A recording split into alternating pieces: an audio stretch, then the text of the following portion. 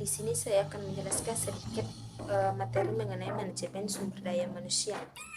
Etika bisnis dalam manajemen sumber daya manusia.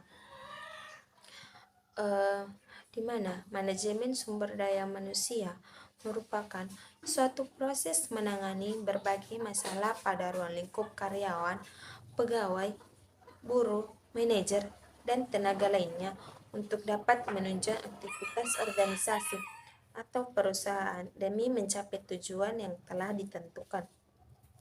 Adapun ruang lingkup manajemen sumber daya manusia, yaitu meliputi semua aktivitas yang meliputi semua hubungan sumber daya manusia dalam organisasi, yaitu mencakup rancangan organisasi, staffing, kemudian sistem reward atau tunjangan, manajemen reformasi, pengembangan pekerjaan dan organisasi, serta komunikasi dan hubungan masyarakat.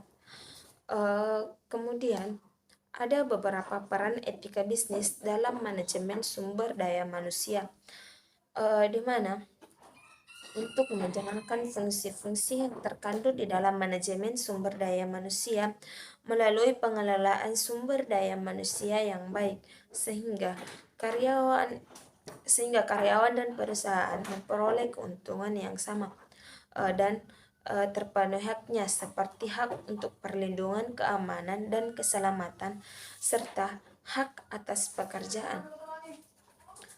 Kemudian ada manfaat etika bisnis dalam manajemen sumber daya manusia.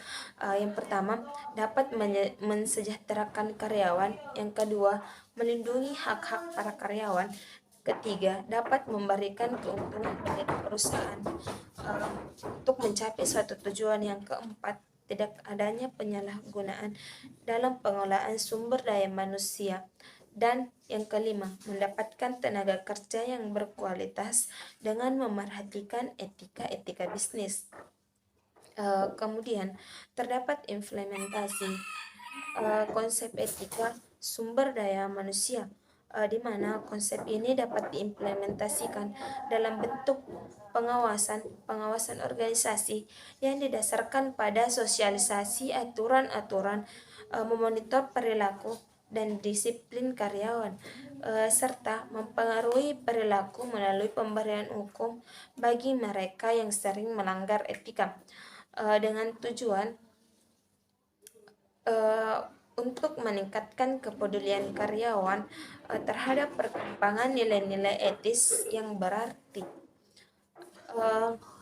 Kemudian ada beberapa hak yang harus dipenuhi sebagai seorang karyawan agar konsep etika dapat menghasilkan keputusan yang etis pada setiap level menjadi sumber daya manusia, yaitu hak atas pekerjaan, hak atas upah, hak untuk berserikat, hak untuk perlindungan, hak untuk proses hukum, hak atas rahasia, serta hak atas kebebasan.